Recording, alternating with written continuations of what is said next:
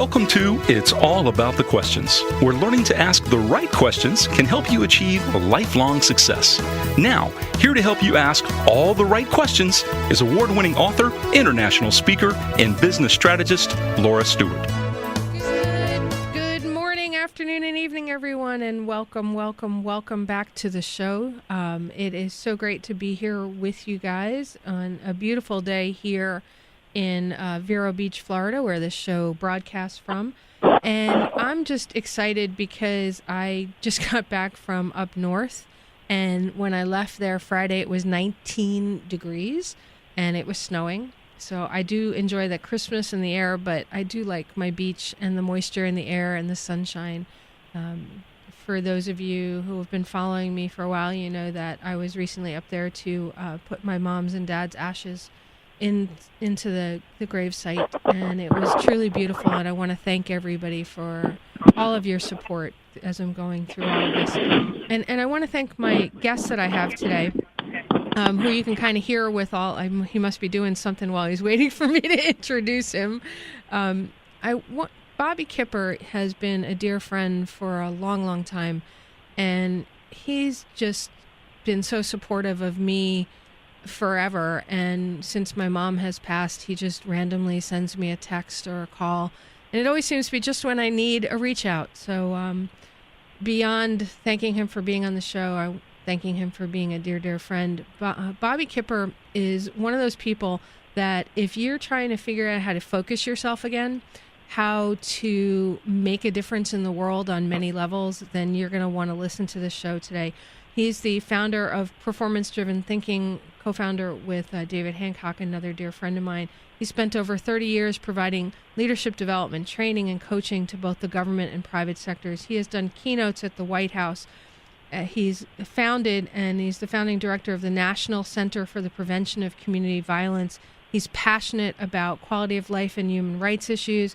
He's spoken with Congress, 35 states across America. He founded the Kipper Group. I love their motto, your beacon to success. He's just one of those guys that you want in your corner, and he's in your corner now because he's on my show. So welcome, Bobby Kipper. Well, thanks, Laura, for having me. It's good to be with you. It's always a pleasure to have you here. Now, are you in the Outer Banks? You in Virginia? You in New York? Where are you calling in from today? Well, I'm in the other beach north of you. I'm in the Outer Banks of North Carolina, where I live in a little town called Kildouble Hills, and it's I live about a block from the Atlantic, so I get that same serene feeling you do when you're at your home. Except you've got a little colder weather, right? It is a little bit chillier here. Obviously, though, it's supposed to be close to 60 today, so in December in the Outer Banks, we'll absolutely take it. All right, so I've got to ask this question. What's it like living in the Outer Banks in the winter? It's pretty much a summer community, very seasonal, right? A lot of people inundate the island when the weather gets nicer. What's it like the rest of the year? Well, it's like we sort of have our own paradise. It is a resort area that attracts a lot of people who rent cottages down here in the Outer Banks. But in the off season, I guess us locals sort of get our beach back, as you're well aware of what that's like. And so you can drive down the road, and there may be 2 or 3 cars that you may see in the distance. But someone asked me when I moved down here full time, they said, well, I bet you're not going to like it in the winter. And I said, well, I really don't like it in the winter. I love it because it's so peaceful, and it's just getting away from everybody and having your own ocean to walk the beach during the day. So it's beautiful. There's nothing better than, well, there are some things better, but I love walking the beach in the winter. There's just something extra magical about it when there's a little crispness in the air and the light has changed and not that many people are on the beach. I would agree with that.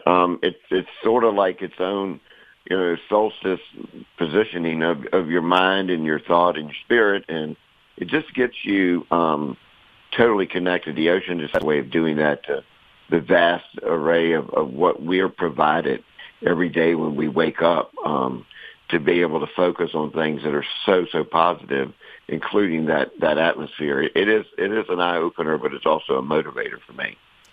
Me as well. As I've been processing the grief with my mom, I found that going to the beach, driving past the beach, sitting on the beach seems to make my soul feel better and calm my mind. Well, it's interesting. I learned as a little boy. I was raised on the water. My father was water person as well, and he told me one day as I was walking down the beach, he said, "You see those waves as they come in?" And I said, "Yeah." And he said, "Every time a wave comes in, if you've got something bothering you," he said, "why don't you give it to that wave?" And I said, "Oh, okay." And he said, "Now watch what the wave does." He said, "The wave is taking your problems back out to sea." And I tell you, I've never forgot that. I'd say when I walk down the beach, if I have something stressing me or something that's really eating at me a little bit, I just remember words of my dad, "The waves take your problems away." So maybe it's something that, you and your guests can take in mind the next time you walk in the beach.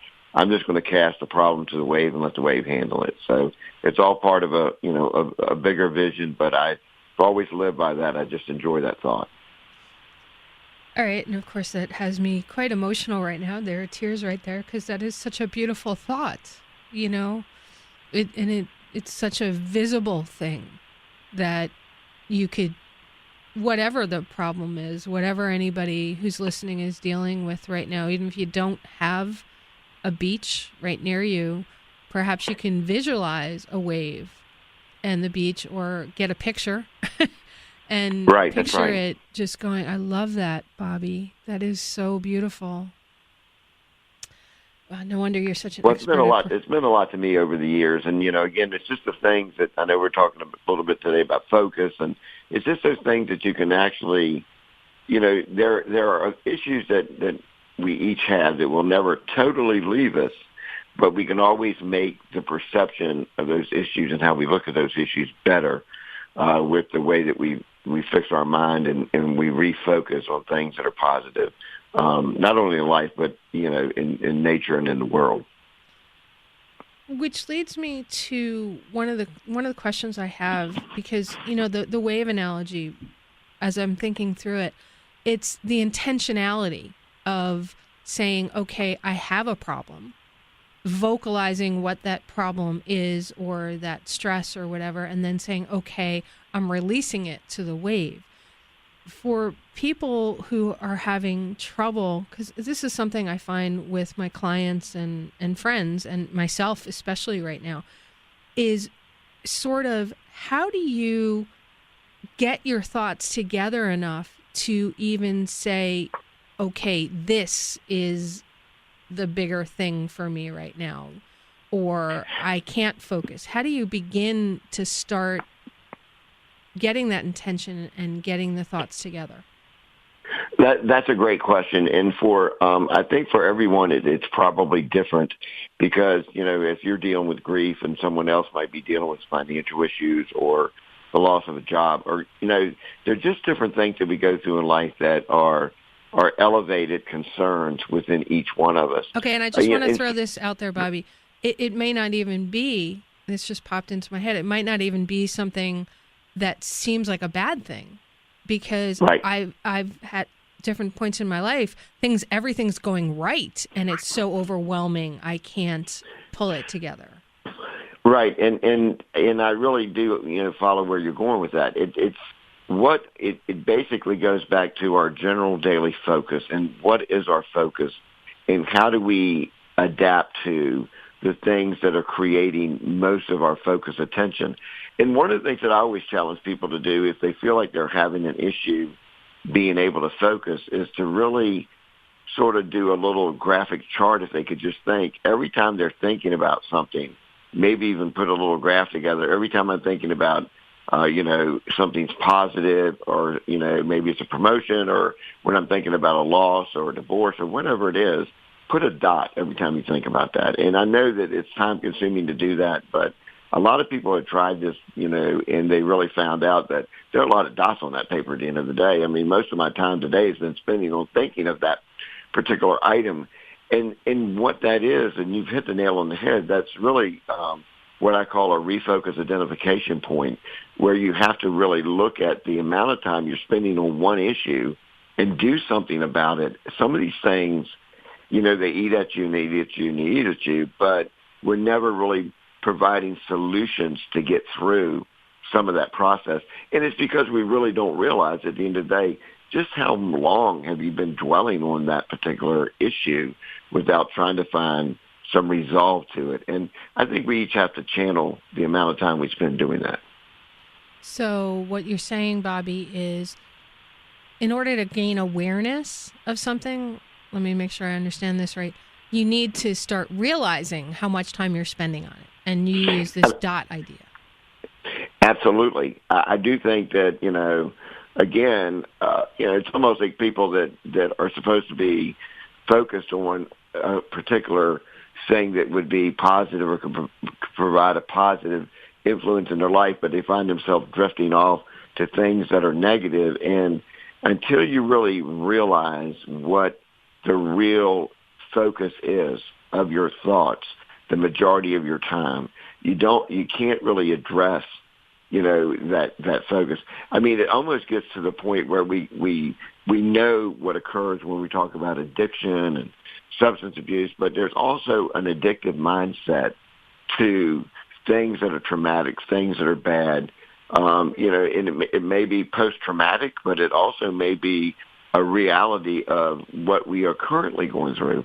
So you have to measure that in your mindset and try to find solutions for resolving some of those mental anxiety issues. And that's hard to do. Some people have to go, to professionals to help them do that. But I do think there are common sense things that people can sort of focus on to try to get out of it. All right, and we're going to talk about those when we come back from the commercial break. We're here with Bobby Kipper, founder of Performance-Driven Thinking and the director of the National Center for the Prevention of Community Violence. We'll be right back.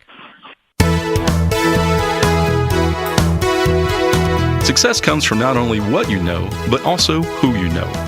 Welcome back to It's All About the Questions with award-winning author Laura Stewart. Bobby, you mentioned before the commercial break that there are some common sense, and we know not everybody has common sense. I like to think all my listeners do, though.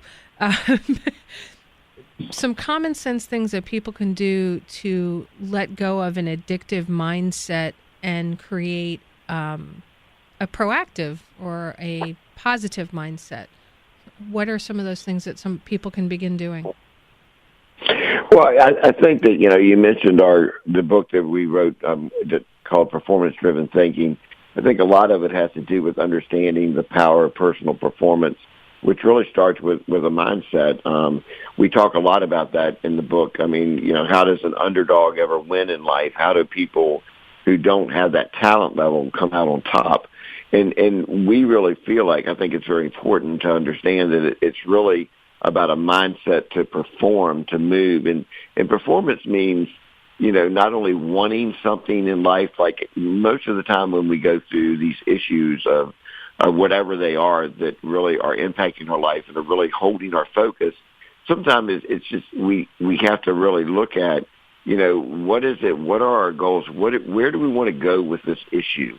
And I think part of it is that I joke about this, but I speak about this, when I'm talking to business groups and corporations, and we talk about, how many of you, like this morning, woke up to an alarm clock? And I have everybody, a lot of people in the audience, obviously, because we're sort of addicted to those alarms in the morning, raise their hand. And one of the things that I always try to promote is the fact that I want you to start thinking from this point forward that you no longer wake up from an alarm, but you wake up to an opportunity. And it's a mind shift where we have to really realize that it goes beyond, wishful thinking. It goes to a specific solution and strategy on how to get to another level with that particular issue. And a good example, we're coming up on the holiday season, and we all know one of the most sought after and most purchased items during the holiday season will be exercise videos and exercise tapes. And we know that there are a number of people out here that really are dedicated to the idea that they want to get in better shape coming into the new year, that they want to do something different to better themselves. But history tells us that even with resolutions, that one of the most non-used items that we'll be getting this Christmas will be exercise tapes. Like, try to go to a health club in January and then turn around and try to go in March. It's not that people don't want to get through the process, it's that they did not have the will to get a strategy to get beyond where they are. And it does take a strategic will and plan to do that. People think it's just going to happen naturally. And as you know, when we continue to focus and focus and focus, we've got to come up with a strategy. And I think that's really all about performance. And I think they go together, setting goals, strategic thinking, and really moving beyond the element that's got us pinned in or disfocused from being able to move on. So I think those things are important. It sounds like what you're saying is people need to begin to understand more than the want, because just wanting something doesn't transform it in the mind into performance to create it. There has to be something beyond the want. Right. Change does not come in our lives because we want something. Change comes in our life because we put action steps into achieving what we want. I mean, there are a lot of people in life, Lord, that want things. I mean, we talk to a child especially. I mean, the idea of sitting on Santa's lap is, what do you want for Christmas? But the idea of it is that we realize that there are a lot of people that, a lot of people want to quit smoking. A lot of people want to quit drinking. A lot of people want to do those things. If it was just a mind that would allow you to do that and just focus, well, I just want to do this, then we wouldn't have the level of addiction and some of the issues that we have with these things. You've got to do more than just want it. You've got to take steps, specific steps. And as you're well aware, I mean, there are programs out there that people have to follow these steps in order to achieve what they want. But everybody goes into the idea, I really want to get through this. I mean, you're dealing with grief, and I know you well. I know that you really want to get to a point where it's not quite as bad as it is today or yesterday. And so people are there with their minds. What they're not there with is being able to sit down and specifically take action steps to achieve what they want. We all want more. We'd like to be wealthier. There are things that we really want in life, but none of that's going to happen with just your wishful thinking. It's going to happen with specific strategies to get where you want. And that's something we do in our workshops, by the way. We actually get people to write out what they want, and then before they leave the workshop, they have to have 3 steps that they're going to take when they leave to process that want into action. So that's really the definition of performance. What are some of the questions that people need to begin asking themselves, or can begin asking themselves, to start shifting that want into action? Well, I think that, I always use these questions to give people, especially when we're coaching and people reach out to want to be coached through some of those issues. One of the things is when we're dealing with situations, I have basically a couple of things that I ask people to focus on. Number one, the situation which you're dealing with, did you cause it? That's the first question that I have. Did you cause this situation? I mean, are you stuck in a job because you haven't really had the energy or the mindset to try to get out of that position? I mean, and that's a cause. I mean, you're causing yourself to remain in a really negative situation that's really bearing you down. The second thing that I always ask people is, can you change it? I mean, is there something you can do to change the position you're in? And people can come to me and say, well, I don't really feel like I can change it. Whether you feel like you can change it is not the answer. The answer is that, can you find a plan to change it? Is there something you can do to move beyond where you are? And the last thing I always ask people is, there are a lot of things that we tend to worry about. And some of those things are inevitable in life, that really at times we spend more time really being concerned about things that really don't have a lasting impact. Now, we're not talking about something like divorce or death of a family member, but we've got to admit, we spend a lot of times in this country individually really focusing on things that, who's going to be promoted, who's the boss, who's going to be the new CEO. In the scheme of things, when we look down the road of life, is that really going to make the greatest impact on us as people? Can we change that decision? can we do something about it, or is it really going to be the end resolve of what we end up with, internally and externally as a person? So those things are really important, and it's important for us to ask ourselves those questions as we go into trying to make changes in our lives. I like it. Those are some really great questions that I'd like all of you listening out there today as we go into the national news break to start thinking about. Now, if you're driving your car, be very careful. I don't want this to consume all of your thoughts. You need to be focusing on your driving. If you're listening to on the podcast, pause before we come back from the news break, which will be instantaneous for you, and just jot down some thoughts. Whatever you're dealing with right now that's taking away your focus, think about it. And we'll be right back with more from the amazing, my dear friend, Bobby Kipper. Welcome to It's All About the Questions, where learning to ask the right questions can help you achieve lifelong success. Now, here to help you ask all the right questions is award-winning author, international speaker, and business strategist, Laura Stewart. Welcome back, everyone. Excited to be chatting with Bobby Kipper. And Bobby, before the break, you shared some questions, and I understand I got chopped off for a second there when I told everybody that during the commercial break, I thought they should take the opportunity to think about the questions you posed about how to begin moving forward and getting focused. Let's expand upon this whole idea of, in order to change your situation, you need to understand the impact the situation is having on you. Would that be correct as a first step, or no? That would be absolutely correct.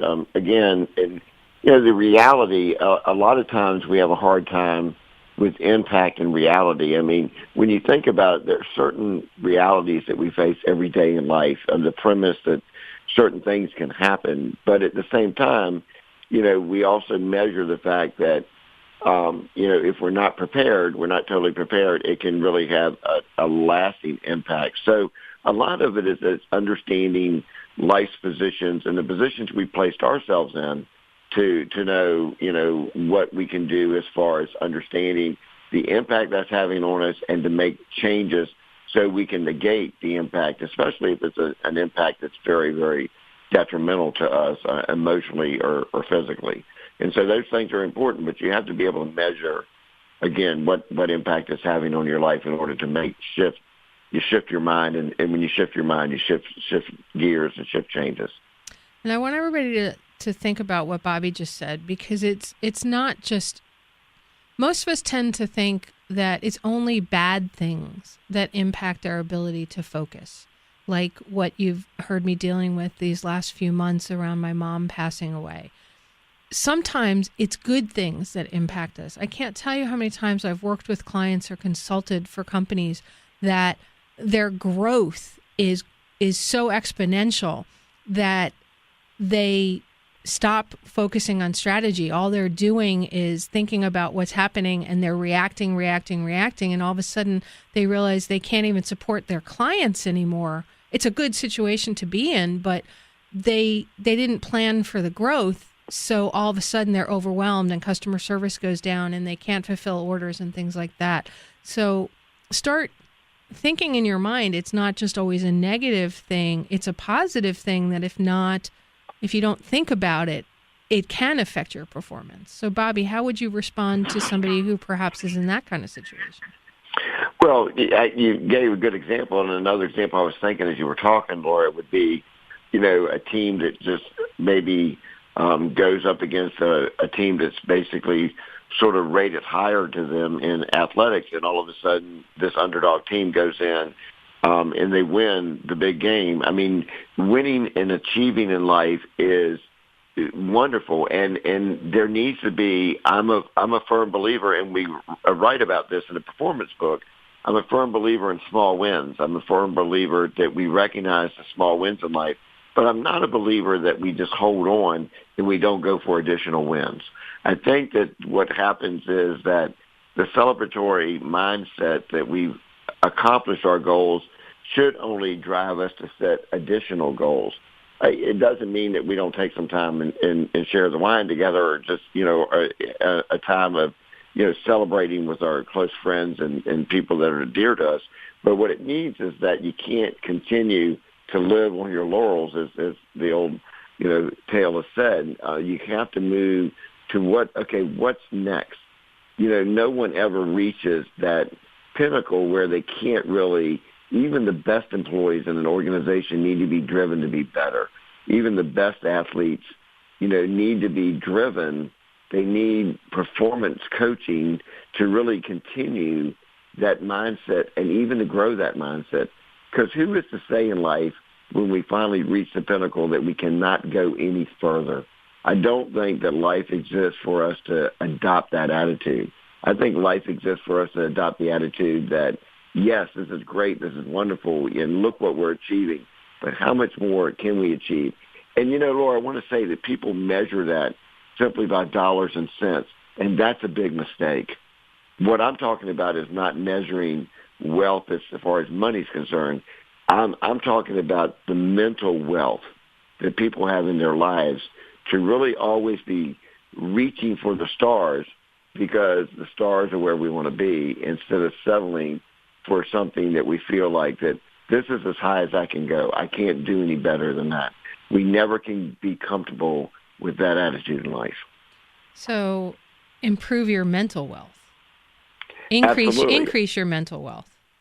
Absolutely. Really. And continue to set goals. I mean, we all should be setting goals, because goals make us want to achieve. And anytime we want to achieve, it's better to have something we're looking toward than something that we're all the time satisfied with.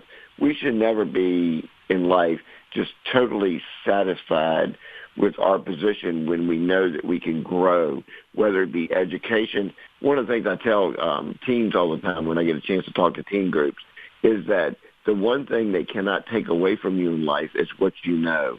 So if you're not doing anything else to make yourself a better person, read, study, learn, because that is the one thing that you can always say that you have the ability to grow in. That's really important, because that even makes us mentally feel better.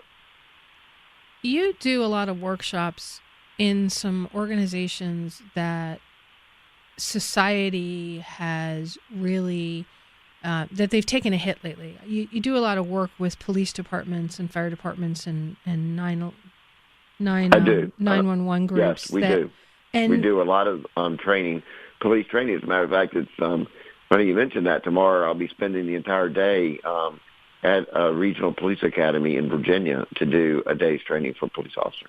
Now, when you're working with groups like that, you want to talk about a high-stress environment that these folks are in every single day, and the news has not been kind to most of them. How do you work with them to help them get their focus when they're being attacked on all sides, sometimes literally? That's a great question, and yeah, I do agree. And one of the things that we try to really, when this subject comes up, and I've had the ability to even be on national networks to talk about this type of thing, but we cannot paint an industry with a wide paintbrush. And I think, unfortunately for us in America, we have done that. That does not mean there are not issues in policing, as there are issues in any industry in this country where they need to be corrected. It does not mean that everyone is always treated fairly by the police. But you bring up an important point. We have got to be able to attract and recruit the best and the brightest to that industry, because we all want to be safe. We want safe communities. And so what we try to do is we try to go in with the mindset to law enforcement to really talk to them. We have a course on performance thinking. We have a course on performance leadership for chiefs, and and I've done that actually in the state of Florida for the last number of years for the Florida Police Chiefs Association. And we really get in there and talk about the difference between management and leadership and driving more performance within their organization. One of the things that's easy for people to do, it's a great example. When we're all down on policing and people and the police officers are hearing these negative comments, it's easy for us to get totally down on the industry and the industry to get totally down on themselves. But one of the things we do is we remind them of their calling. You see, for me, policing is not a job. It's a calling. It's a mission. It's something that you really, you want to do for the people in your community and in society. This is a society's calling to make us better. And so that's what we instill in police officers. Regardless of what they say, that's not your mission. Your mission is not to debate your worth. Your mission is to make the society a better place. And one of the first things that I'll say to them tomorrow is that I always take them back to the oath and to our basics. I mean, which one of the greatest things police officers can learn is that we hold these truths to be self-evident, that all men and women are created equal. And they need to instill that in their mind every call that they get and everybody they come in contact with. So we do a lot of promoting of that thought process. Well, that's a great thing for anybody to think about, whether you're in law enforcement, and I salute every single person and you, Bobby, because you've been there yourself, but remind yourself of your calling when you're feeling lost before every engagement, when you wake up in the morning throughout the day. I would think that would be a very helpful thing. And if you can't immediately bring your calling back to you, then that's a sign of you need to stop and start posing some of these other questions you've said to us, and get a copy of your book, Performance Driven Thinking. Well, yeah, and one of the things that, one of my favorite, we've known each other for a long time, and one of my favorite sayings is that life is a process, it's not an event. And so what we tend to do is when these events happen, we tend to be locked into the event. We can't get beyond the event. And nobody's saying that this is easy. I mean, the things that I talk about in my coaching to people is not something that's going to occur tomorrow. It's going to be a progressive pattern of changing our processes, the way we view things and the way we get through them. But, these things that happen even in policing, I mean, these are processes that lead to those issues. And so we really try to push that thought that people need to look at their process before they can change the event. All right. And with that, we're going to go into our last commercial break. And I'd like everybody to think about, fill in the blank here. Blank is a process, not an event. Whatever you're going through right now, fill in that word for you. So for me, grief is a process, not an event. We'll be right back. Success comes from not only what you know, but also who you know. Welcome back to It's All About the Questions with award-winning author Laura Stewart. Bobby, when you wrote Performance Driven Thinking, it's a book that has so much in it. How did you get your focus to put the book together? That's a great question. There's a real history to performance-driven thinking. Through coaching and the other things that I've been involved in life, I always wonder why certain people really try to go to the top of the game and other people just try to get by. They don't put forth the effort. I still look around me today sometime and wonder, sometimes I feel like, and I tell people that are close to me, sometimes I feel like I go like 100 miles an hour and I'm looking around at everybody that's driving 25 miles an hour. I really have been intrigued by what really turns people on to really just get them motivated to go beyond the status quo. It's almost like when I tell companies, some people just settle for threes on their evaluation, like they just meet standards. I don't know about you, but I don't want to live life like that. A friend of mine, Matthew West, is a great Christian songwriter and singer, and he wrote a song about going through the motions, and he said, what if I get to the end, and what would happen if I would have given everything instead of just going through the motions? And Laura, that was a thought process for me in writing the book. It's like, okay, what is it? What gives here? Why do some people wake up on the other side of the mountain, and some people wake up, and stay in the valley? It just...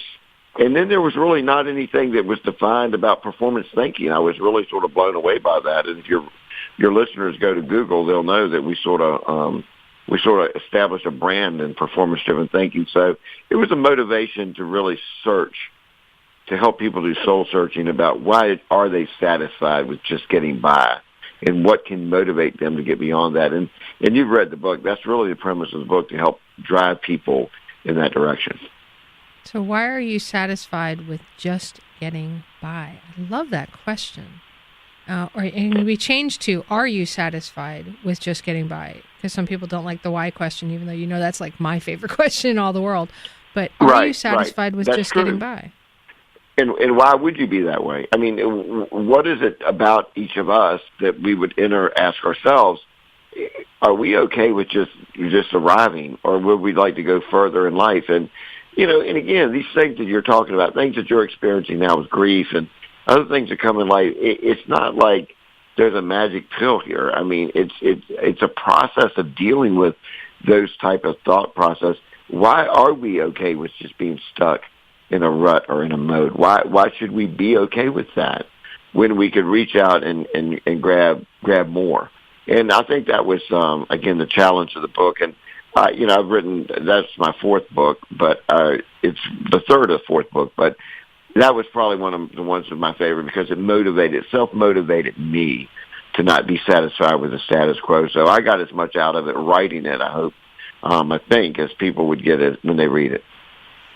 Well, what I liked about the book was, since we know all about the questions, how many questions you and David pose in the book, right? And you give a framework that when people read the book, they can actually go through it and begin to move past that just getting by, that stuck in an event and move past it.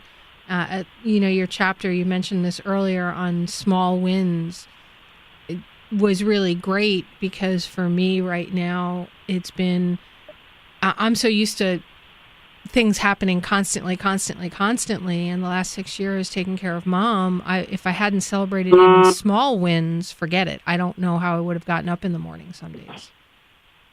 Right. And I think there are a lot of people, and what I would say is that no one can individually feel the pain that you feel because of the situation you're in. But I think people can identify with a sort of feeling that's near that. And it may not be just grief, other than that's what you're going through, but it may be something else. I know, I know a friend of mine last Christmas all of a sudden lost a job. The week of Christmas, they walked in and said, we don't need, so it can be in many things in life, but you're right. It's just like, okay, what's going to define you? That's the question. And I know you're all about the question. So I would ask people to really measure that in their own life. What really defines you in the position you're in now and where you want to be? That life definition is something that should never, ever stop. It should always be changing. And my hope for everyone listening and everyone I come in contact with is that question would move us to a more positive place in our life. And that's really why we're here. We're not here to take up space. We're here to basically find our place in the sun. That's what life's about. And so we all need to focus on that because even in the worst of times, there's always the possibility of better and the best of times. And so that's really the measure of moving to where you need to go. So what defines you then, Bobby? What defines me? I would say what defines me is the ability to drive in my life a purpose-driven life to where I'm making people that are around me and people that I come in contact with, I hope every day that I live that someone is better because I existed. I really have that as a personal goal. There are two things that I want to get out of every single day. I want to learn something different, and I want to help somebody new. And if I'm able to do that and the person's life is enriched because they knew me, how can I not say that that's not a successful day? It's definitely a successful day. Well, I know my life's better because you're in it.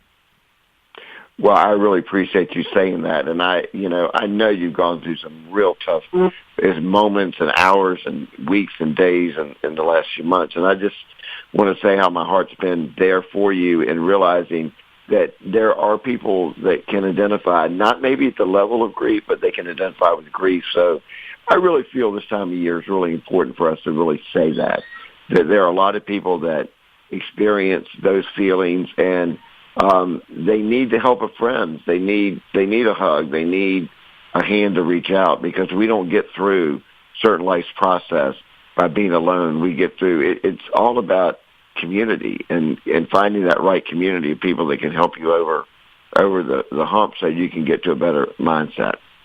I love that. And since we're almost at the end of the show, how do people reach out to you, get your book, find out more information?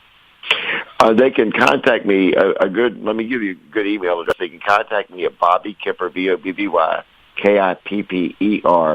at thekippergroup.com.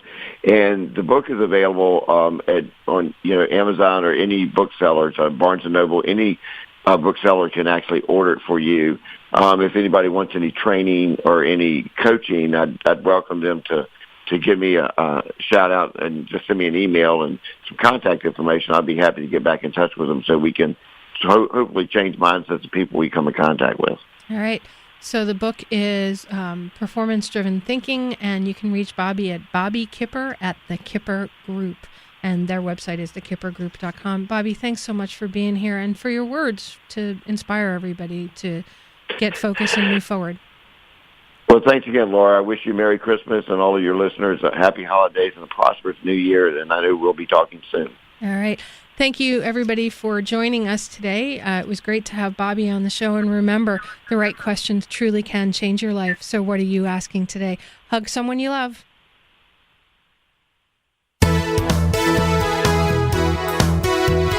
You've been listening to It's All About the Questions, starring Laura Stewart. Connect with Laura at it'sallaboutthequestions.com and download a free workbook that will help you ask better questions starting today.